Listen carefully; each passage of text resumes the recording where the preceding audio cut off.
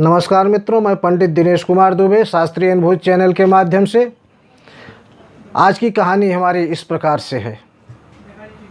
मथुरा वृंदावन में एक बहुत अच्छे भक्त थे। उन्होंने भगवान से कभी कुछ नहीं मांगा, केवल भगवान की पूजा अर्चना में लगे रहना उनका नित्य स्वभाव था।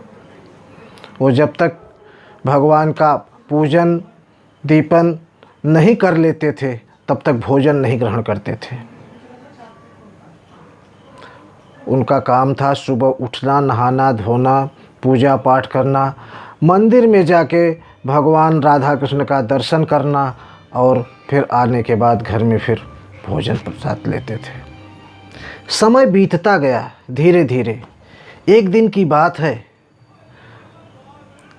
मंदिर में गए और वहाँ गए जाने के बाद वो देखते हैं कि वहाँ राधा कृष्ण की मूर्ति नहीं है।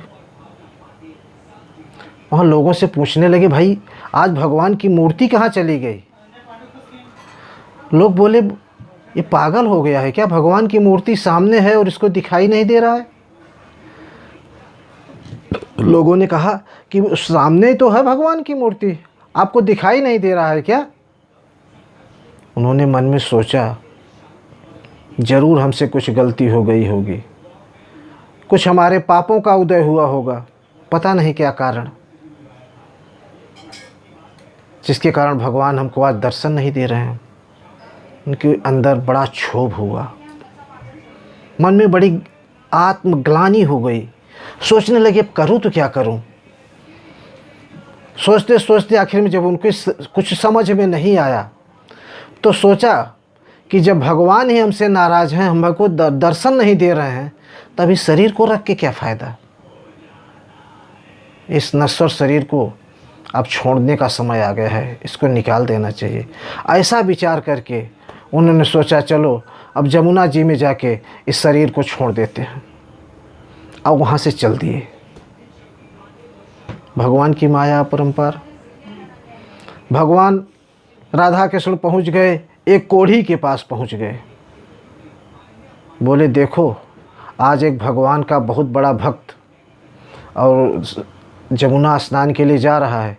स्नान करने से पहले अगर तुम उनका पाँव पकड़ लेते हो और उनसे आशीर्वाद ले लेते हो तो तुम्हारा कोढ़ ठीक हो जाएगा।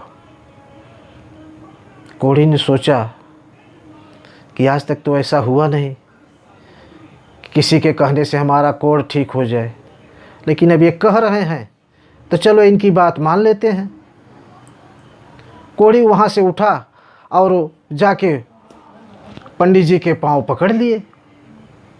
बोले, पंडित जी हमारा कल्याण कर दो, आप कृपा कर दो, हमारा कोढ़ ठीक हो जाए। पंडित जी बोले, भैया मैं तो महान पापी हूँ, इतना बड़ा पापी इस संसार में कोई नहीं है और मैं आपके लिए अब कुछ नहीं कर सकता, मुझे जाने दो, मैं जा रहा हूँ। बोले, ना, जब तक आप आशीर्वाद नहीं दोगे तब तक मैं आपका पैर नहीं छोड़ूंगा। बड़े आश्चर्य में पड़े।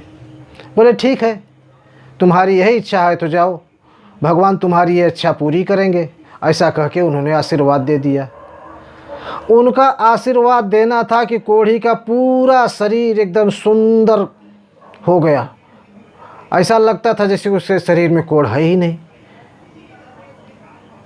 देख के आश्चर्य में पड़ गए, हैं ये क्या हो गया, मेरे इतना कहने से इसका कोढ़ ठीक हो गया। वो तो खुशी के मारे पागल होके चला गया, लेकिन भगवान राधा कृष्ण वहाँ प्रकट हो गए। बोले, आपने जीवन भर इतनी पूजा अर्चना तपस्या की और उसका इतना पुण्य हो गया था कि हम आपके सामने आने के लिए डर जैसे रहे थे, आ नहीं पा रहे थे आपके तेज से। तो मैंने ये माया रची कि आपका कुछ पुण्य ख़त्म हो, आप कुछ पुण्य खर्च करें तब हम आपके सामने आए। और आज आपने उस कोढ़ी को आशीर्वाद देके अपना थोड़ा सा संचय पुण्य उसमें से खर्चा कर दिया। आज तक आपने हमसे कभी कुछ मांगा नहीं, इसलिए आपका सारा का सारा पुण्य इकट्ठा था। बहुत खुश हुए और भगवान से क्षमा मांगे कि मैं बहुत बड़ा कुकृत्य करने जा रहा था, आज अपने आप को ख़त्म करने जा रहा था। तो साथियों, इस कहानी से ये निष्कर्ष निकलता है कि हमको जब भी भगवान की पूजा अर्चना करनी हो तो भगवान से कुछ मांगे न, कभी भी कुछ न मांगे। अगर मांगना ही है तो भगवान को मांगे और कुछ न मांगे। बस, धन्यवाद।